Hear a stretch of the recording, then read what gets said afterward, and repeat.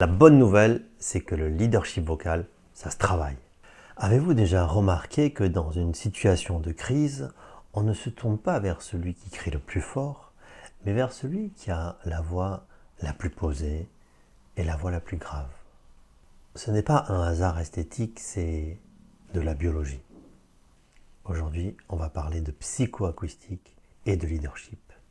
Je vais vous expliquer pourquoi la fréquence fondamentale de votre voix est sans doute l'un de vos meilleurs outils de management. Bienvenue dans ce que j'appelle l'ingénierie du charisme. Le premier pilier est l'éthologie. Pour votre cerveau archaïque, le son est synonyme de masse. Et en acoustique, plus l'objet qui vibre est grand, plus la note est basse. C'est un petit peu la différence entre la contrebasse et le violon.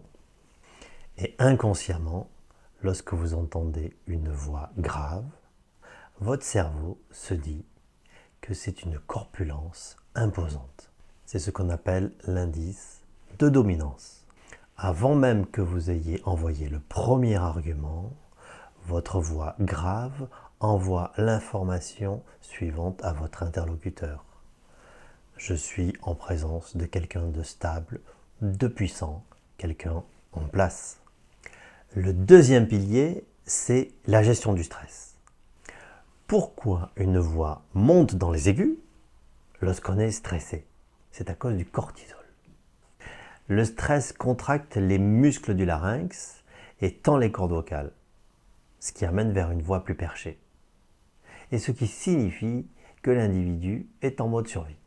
A l'inverse, une voix grave va envoyer la signification que l'individu est capable de rester serein dans toute situation et qu'il maîtrise les situations.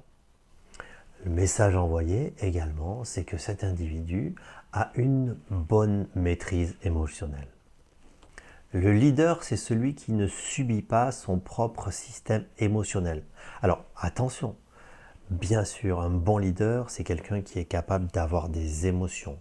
La question, c'est comment ce leader les transcrit en comportement. Et lorsque l'on a une voix grave, on passe le message à notre auditoire. Je ne suis pas en danger, vous ne l'êtes pas non plus. C'est ce qu'on appelle la co-régulation nerveuse par la voix. Ensuite, troisièmement, il y a l'aspect physique du son. La voix, c'est un ensemble de vibrations que mon appareil phonatoire envoie dans l'air. Et les fréquences graves sont omnidirectionnelles.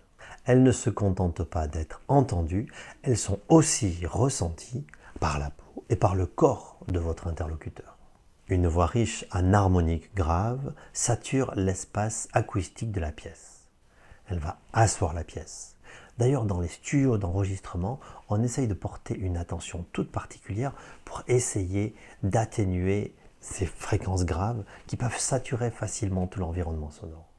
C'est pour ça qu'un leader qui maîtrise parfaitement sa voix ne va pas chercher à parler plus fort, mais à parler plus grave et plus posé.